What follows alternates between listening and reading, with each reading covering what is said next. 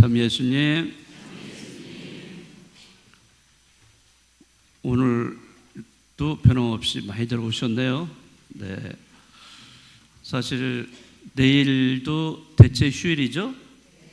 내일까지 쉬는 날인데, 그러면은 보통 사람들이 지난 금요일부터 벌써 집을 떠나서 나름대로 이렇게 놀러 다니시고 그러실 텐데, 그래서 제가 조금 걱정을 했어요. 또 오늘 주일이고 내일도 또 쉬고 이러니까 어디들 많이 놀러 가지 않으셨을까? 조금 주일 이 교정 미사가 조금 사람이 별로 없지 않을까 이런 걱정을 했는데, 걱정이 기우였습니다. 어디 안 가세요? 날씨도 좋은데요, 그렇죠? 지금 오늘이 바로 3월 1일 날 3일절이죠? 만세 한번 불러볼까요? 우리 삼창을 한번 해볼까요? 자, 만세! 만세! 만세! 예, 저 옛날로 돌아가는 그런 느낌입니다. 정말 기념적인 그런 날이죠. 우리나라의 그 독립을 위해서 이렇게 부르짖었던 그런 선인들이, 선열들, 그래서 우리가 이렇게 잘 살고 있지 않는가 생각합니다. 그리고 교회 달력으로는 3월달이 무슨 달이죠? 요셉 성월입니다. 성 요셉 성월이라고 이렇게 부르고 있습니다. 그래서 사순절이지만은 또 요셉 성인을 우리가 기억하면서 또 한 달을 보내게 됩니다. 날씨도 이제 봄이 다가왔어요. 겨울은 이미 지나갔어요. 그렇죠? 봄이 다가와서 날씨도 따뜻해지고, 남부지방에서는 제가 들은 소식으로는 벌써 매화가 피었다 그러죠. 그래서 아주 활짝 핀 매화를 남쪽에 가면은 볼 수 있는 벌써 그런 때가 되었습니다. 그렇지만은 저희는 이제 사순절을 보내고 있습니다. 사순절 제2수요일을 엊그제 보낸 것 같은데, 벌써 금방 또 이렇게 사순 제2주일을 맞이했어요. 우리가 새해를 맞이한 지가 얼마 안 됐는데 벌써 1월, 2월이 금방 지나가 버리고 3월을 맞이했어요. 세월이 쏜살같이 지나가고 있습니다. 아무튼 이 사순절 또 금방 또 지나가서 우리는 부활절을 맞이할 거예요. 그런데 빨리 시간은 지나가겠지만은, 그러나 우리가 의식을 갖고 있으면은 그래도 그 의미를 우리가 만들고 또 남길 수 있기 때문에, 우리가 시간이 빨리 지나간다 해도 우리는 질적인 삶을 또 살 수가 있습니다. 우리가 사순절에 해야 될 것, 제일 해야 될 것이 뭐죠? 뭘 해요? 회개를 해야죠. 회개. 회개와 보석을 통해서 우리가 예수님과 함께 죽고 예수님과 함께 부활하는 그런 영광에 참여하는 사람이 되어야 되겠습니다. 오늘 마태복음을 여러분이 들으셨는데, 마태복음은 바로 예수님께서 제자들에게 당신의 영광스러운 모습을 보여주신 그러한 변모 사건을 소개하고 있습니다. 예수님의 얼굴은 해와 같이 빛나고 옷은 눈이 부실 정도로 변모하셨다고 되어 있습니다. 그러고는 하늘에서 하느님 아버지의 음성이 들려오죠. 이는 내가 사랑하는 아들, 내 마음에 드는 아들이니 너희는 그의 말을 들으라. 이런 말씀이 들려옵니다. 자, 예수님께서 이렇게 거룩한 모습으로 변모하신 이 사건, 도대체 우리에게 어떤 의미를 가져다 줄까요? 예수님은 왜 제자들에게 당신의 거룩한 모습을 보여주셨을까? 그것은 여러 가지로 설명이 가능하지만, 가장 기본적인 것은 예수님은 얼마 안 있으면 이제 순환당하시고 그래서 사람들 손에 붙잡혀서 순환당하시고 또 십자가에 죽으시는 그런 과정을 거치시게, 죽음의 길을 가시게 되는, 그러한 순환하기 전에 바로 부활의 영광스러운 모습을 미리 보여주신 것입니다. 그렇지만 이 영광에 참여하기 위해서는 반드시 십자가의 순환과 죽음을 겪어야 한다는 사실을 우리에게 깨닫게 해주고 있습니다. 자, 이러한 죽음과 부활을 통해서 궁극적으로 우리는 예수님과 같이 거룩한 사람으로 변화될 수 있다 하는 것을 우리는 깨달아야 하는 것입니다. 그러니까 우리는 거룩한 사람이 돼야 돼요. 이렇게 변화가 돼야 돼요. 변화가 되려면은 가만히 있는다고 해서 변화가 되지 않죠. 우리는 뭔가를 해야 돼요. 그것이 바로 뭐겠어요? 예수님처럼 우리도 십자가를 치고 순환을 당하고 죽음을 겪어야 됩니다. 물론 육체적인 죽음이라는 것이 아니라 우리는 여러 가지 방법의 그러한 조그만 조각의 죽음들을 우리가 체험을 해야 돼요. 그런 고통과 또 순환 또 죽음을 통해서 우리가 예수님의 부활에, 예수님의 영광에 참여할 수 있는 사람이 될 수가 있습니다. 자, 이러한 과정을 거쳐서 우리는 거룩한 사람으로 변화가 될 수가 있습니다. 이번 사순절은 자기 자신의 삶을 변화시키는 때입니다. 즉 거룩한 삶으로 변화되라는 그런 초대입니다. 우리가 살고 있는 이 세상은 끊임없이 늘 변화되고 있어요. 자연도, 계절도 변화되고 있죠. 겨울을 우리가 얼마 전에 지냈는데 지금은 이제 봄이 왔어요. 봄이 왔지만 또 금방 우리는 또 여름을 맞이하고 또 그리고 가을, 그 다음에 또 겨울을 또 맞이하게 될 겁니다.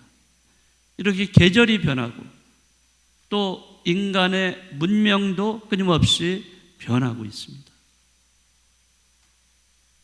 이 건물도 변하고 또 우리 얼굴도 변화가 되죠. 자, 건물이 오래되면은 어떻게 하나요? 그냥 놔두지는 않죠? 재건축을 한다든지 또는 리모델링을 한다든지 이렇게 하지 않습니까? 그래서 새로운 모습으로 거듭나려고 합니다. 사람들도 이렇게 새롭게 거듭나는 노력을 해야 된다는 것을 알 수가 있습니다. 자, 모든 것은 변하고 있는데 가장 변하기 힘든 것이 있습니다. 그것이 뭔지 아시겠어요? 바로 자기 자신이에요. 자기 자신. 우리는 대부분 손가락을 상대방을 향해서 네가 변해야 돼. 네가 변해야 돼. 네가 달라져야 돼. 네가 좀 이렇게 됐으면 좋겠어. 그런 생각을 많이 하죠. 그러나 상대방이 변하겠습니까? 잘 안 변하죠? 그럼 누가 변해야 돼요? 내가 먼저 변해야 돼요. 내가 먼저 변해야 상대방이 변할 수 있는 거지, 자기 자신은 가만히 고정된 상태로 있으면서 다른 사람이 변화되는 것을 바란다는 것은 그런 요원한 이야기입니다.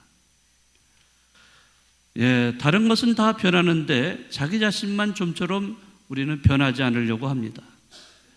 자, 이기적이고 자기 중심적인 그러한 자세, 또 남을 늘 삐딱하게 보고 비난하고 또 험담하는 태도, 뭐든지 남의 탓으로 돌리고 자기 잘못에 대해서는 관대한 이중적인 그러한 모습을 보이는 경우도 있어요. 또 너무 지나칠 정도로 욕심을 부리는 행동, 우리 자신을 변화시켜야 할 것들은 너무 많습니다. 여러분들은 마더 데레사 수녀님을 잘 아실 겁니다. 어느 날 기자가 마더 데레사 수녀님께 찾아와서 인터뷰를 했어요. 그리고 이 기자가 질문을 던졌습니다. 뭐라고 질문했냐면, 교회가 변해야 될 것이 무엇일까요? 라고 이렇게 질문을 했어요. 근데 데레사 수녀님이 뭐라고 대답한지 아세요? 네, 그 수녀님은 이렇게 답을 했다고 합니다. 당신과 저요 라고 이렇게 대답을 했다고. 이 기자는 교회가 지금 이렇게 교회가 좀 부패하고 좀 썩었어. 예? 뭐가 잘못된 게 많은데 이 교회가 해야 될 게 무엇인가 라고 질문을 한 이유는 이 썩고 부패한 교회가 뭔가 달라져야 된다는 생각을 가지고 질문을 던진 건데, 예, 수녀님은 뭐라고 대답해요? 당신과 내가 변해야 된다는. 교회에 대고서 변해라고 하는 이전에 우리가 변해야 된다요. 네, 우리가 변해야 된다는 거죠. 우리는 누구나 변화시켜야 되고 고쳐야 한다는 생각을 갖고 있어요. 누군가를, 예, 그렇게. 네, 그래서 누군가 어떤 악습을 갖고 있을 때 그것이, 예, 결국에는 다른 사람들한테 해를 끼치고 또 마음의 상처를 주는 경우도 많이 있죠. 그러나 다른 사람을 바라보지 말고 먼저 내 자신을 돌아봐야 돼요. 나는 내가 하는 말과 행동으로, 예, 주위 사람들의 마음에 상처를 주지는 않았는가? 자신을 변화시키지 않는 한 우리는 예수님의 이 부활과 영광에 참여할 수는 없습니다. 제가 예비 신자들, 우리 본당에 첫 발을 디딘 예비 신자들에게 이렇게 그 질문을 던집니다. 그래, 가장 힘든 게, 어려운 게 무엇인가? 라고 이렇게 얘기를 해요. 그랬더니 그분들이 하는 얘기는, 이제 자기 자신을 변화시키는 게 참 어렵다, 이런 얘기를 합니다. 자, 그래서 제가 이제 그 한 몇 개월을 교리를 받죠. 네, 교리가 한 몇 개월 진행된 다음에 또 물어봅니다. 혹시 달라진 것이 있습니까? 라고 이렇게 질문을 하니까, 네, 이렇게 대답을 하더라고요.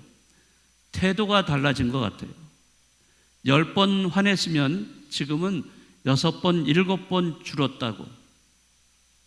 자신만 생각하는 이기적인 태도에서 옆 사람을 생각하는 태도로 바뀌었다고. 또 예전에는 욕심이 많았는데 이제는 좀 줄어들었다. 이런 식으로 대답을 하는 것을 들었어요. 네, 예비 신자들이 6개월 동안 교리를 받아요. 왜 개신교는 이런 거 없어요. 새로 들어오는 사람에 대해서 6개월 동안 교리 안 가르칩니다. 그러나 우리 천주교는 6개월간의 교리 과정이 있어요. 물론 우리가 교리 지식이 필요하죠. 아무것도 모르시니까 이제 가르쳐 주는 것은 당연한데, 그러나 6개월이라는 기간을 통해서 이 예비 신자들이 궁극적으로 해야 될 거는 뭐냐면은 바로 회개입니다. 회개. 그러니까 세례받기 전에 해야 될 거는 바로 마음의 회개예요. 회개는 바로 새로운 마음을 갖는 거예요. 새롭게 변화되는 겁니다. 자신이 새롭게 변화되지 않고서 세례를 받는다는 것은 말이 안 되는 거죠. 왜? 하느님의 자녀로 태어나기 때문에, 예, 그렇습니다. 그래서 6개월간의 그 과정을 통해서 교리 지식도 배우지만은 궁극적인 것은 회개하는 거예요. 그래서 그 교리하는 과정 속에서 6개월이지만은 조금씩 변화되는 그런 예비 신자들을 바라보게 되는 것입니다. 자, 우리가 사순시기를 보내면서 우리도 오늘 저희에게 보여주신 예수님처럼 거룩한 모습으로 변화될 수 있도록 노력을 해야 돼요. 우리가 신앙생활을 한다고 하면서 열심히 주일미사 참석하고 묵주기도 바치고 뭐 십자가의 길 기도 바치고, 네, 나름대로 노력은 하는데 자기가 변하지 않는 경우가 많이 있어요. 성당에 와서는 아주 거룩하게 보이는데 밖에 나가면 거룩한 게 뭐예요? 네, 거룩한 거 다 집어쳐버리고 완전히 180도 다른 모습으로 살아가는 분들이 꽤 있어요. 아니, 저 사람 신자 맞아? 이럴 정도의 말을 듣는 이런 경우도 있습니다. 그건 아니죠. 네. 오늘 예수님께서 거룩한 모습으로 왜 변화되셨는가를 우리가 잘 이해를 하셔야 돼요. 그것은 바로 우리가 살아가면서 완전하게 거룩한 사람이 완전하게 되는 것은 힘들지만은 거룩한 모습으로 변화돼 가려고 노력하는 것은 우리가 할 수 있는 거예요. 이러한 것으로 해서 하나씩 하나씩 내가 뭔가 부족한 점을 조금씩 채우고 또 변화시키면서 이렇게 갈 때 예수님을 닮아갈 수 있는 겁니다. 네, 이 사순절 정말로 예수님처럼 거룩한 모습으로 조금씩 변화돼가는 노력을 해야 될 것이고요. 그러기 위해서는 너무 지나친 욕심 버리고 어려운 이웃들을 돌보고 나누어야 됩니다. 그리고 이웃을 옆에 있는 사람을 정말로 용서해주고 또 화해를 한다면은 이 사순절이 우리 모두에게 은총의 때가 될 거라고 생각을 합니다. 한 주간 정말로 하느님의 은총을 체험하시는 여러분들이 되시기 바라겠습니다.